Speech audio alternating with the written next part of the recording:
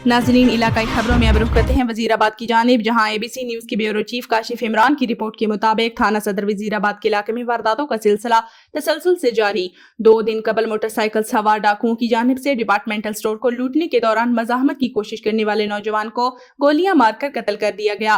वाक़े की CCTV footage भी सामने आ गई, जिसमें देखा जा सकता है कि डाकुओं ने सेल्समैन वसीम मेहर पर सीधी फायरिंग की और मोटरसाइकिल पर फरार होने में कामयाब रहे। पुलिस थाना सदर वजीराबाद ने डकैती के दौरान कत्ल का मुकदमा दर्ज कर लिया।